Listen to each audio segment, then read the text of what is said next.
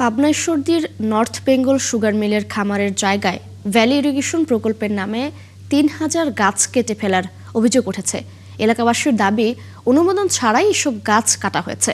ঘটনা তদন্ত করে আইনগত ব্যবস্থা নেওয়ার দাবি করেছেন পরিবেশ কর্মীরা। এ নিয়ে কর্তৃপক্ষের কাছে বারবার যোগাযোগ করেও সাড়া পাওয়া যায়নি। সংবাদদাতা হাফিজুর রহমানের তথ্য ছবিতে প্রতিবেদন। নর্থ বেঙ্গল সুগার মিলের আওতায় ঈশ্বরদী মোলাডুলি খামারের জমিতে ভ্যালি ইরিগেশন নামের একটি প্রকল্প বাস্তবায়নের জন্য নিলাম বিজ্ঞপ্তি ছাড়াই কাটা হচ্ছে গাছ। সর্দারপাড়া থেকে 10 নম্বর সেক্টর পর্যন্ত খালের পাশ দিয়ে মেহগুনি, শিশু, রেন্টি করাই, খেজুর মিল 1000-এরও বেশি গাছ কাটা হয়েছে।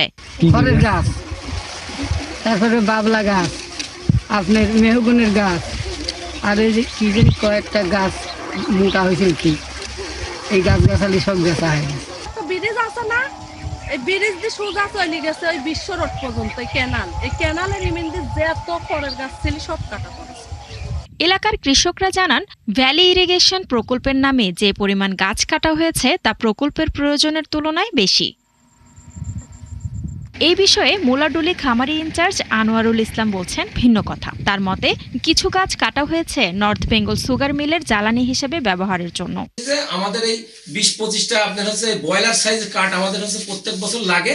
তো আমাদের ভ্যালি ইরিগেশন আওতায় ওইগুলো ছিল, আমরা ওইগুলো হচ্ছে জ্বালানি হিসাবে এটা প্রতি বছরই আমাদেরকে দিতে হয় আর কি।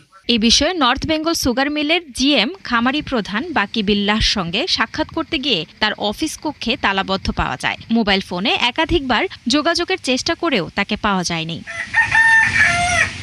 শান্তা ইসলাম, ৭১।